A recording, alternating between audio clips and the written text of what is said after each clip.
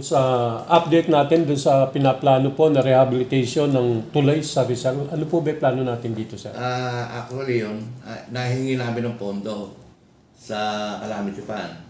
Kasi nga, miyak-miyak, katadaan ng mga overloaded na truck, talagang miyak-miyak nasisira. Ngayon, pagka naipabid na namin yun, gagawa kami ng detour. Kaya lang, good for light vehicles kasi nga makipot yung dadaanan.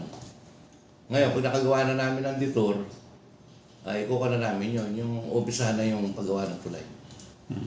Sir, gaano ba kalaki yung tulay na yun at ano yung nakikinabang ngayon, mga nasa servisyon po ng mga lugar ng tulay? Yung po tulay na merong 75 meters na nasa tamang luwang lang. At sineservisyon yun, lahat ng nanggagaling ng Bungabon,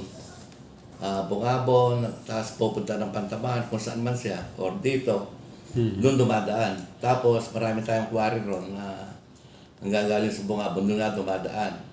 Yun ang isang dahilan nga ng pagkasira ng tulay. Dahil sa bigat na dumadaan doon, sana man lang, kung regular lang yung mga truck na yung laki, walang problema, kaya ng tulay namin yun. Pero yung mga double I-beam, na yung mga HOWO, na mga 12-wheeler pataas, yun ang hindi kaya talaga kasi ang timbang ng mga yon 60 to 70 metric ton. Ang allowable lang ng mga kahit mga krasada natin dito, 33,000 to 40,000 metric ton. Kaya halos doble ang bigat ng mga dumadaan ng mga overloaded. Ano sir yun? Truck at load na sir yun, yung 30 O yung gross vehicle weight. gross vehicle weight na yun, sir. Tumitimbang sila ng 60 to 70 metric ton. Na kaya nga, isabihin, kahit anong tibay ng tulay o ng karsada, pag yun ang dumaan, talagang masisira. Kasi kanya-kanyang design yan eh. Doon sa gagawin natin rehabilitation, sir, gaano kaya itatagal nito? Abutin niya ng mga 6 months. Tagalin, sir. So, mag-a-advise naman tayo ng posibleng daanan ng mga heavy vehicles, sir. Ano? Actually, meron na kaming nakalagay na kwan dun eh. Na tarpaulin na by September, makaumpisahan na yun.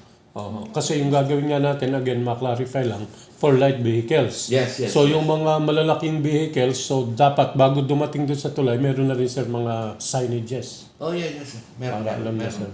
Sir, mga magkano kaya yung QRF natin dito? May 20 million kami nahingi. Ang rehabilitate natin, sir, doon, aling part ng tulay ka, sir? Yung deck niya. Ang deck. Redecking. Redecking. Totally, kung ano yun. Tapos, yung ibang sira rin sa mga girder, re-repairing na rin.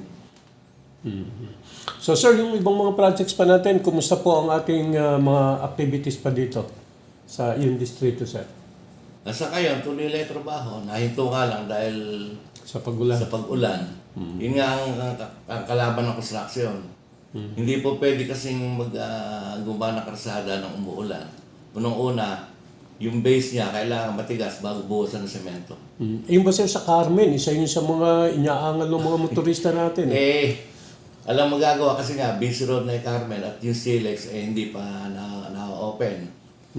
Kung hindi naman po tayo gagawa sa Carmen, hindi natin gagawin, lalong masisira. Kaya nga, kahit pa paano, nahingi namin ng pondo yun.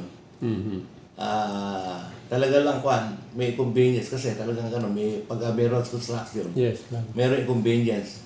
Yun ang may matatapag na tapos naman Convenience na. magiginawa na may mga yung mga dadaan. Tapos, Itong mga pag-ulan, sir, ni Egay and Habagat, meron ba tayong mga napinsala? Sa ngayon, wala naman kayo masyadong napisalang pa dahil ulan lang sa atin. Mataas tayo eh. yung readiness, sir, natin kapag nagkakaroon ng mga landslide dyan po sa bandang Karanglan, meron po ba tayong mga naka-ready, sir? Yes. May mga standby equipment kami rin. Sa Karanglan, saka sa Pantabangan. Mga ano ba, sir, Meron kami backhoe, loader, grader, chainsaw. Lahat kung ano man yung dump truck.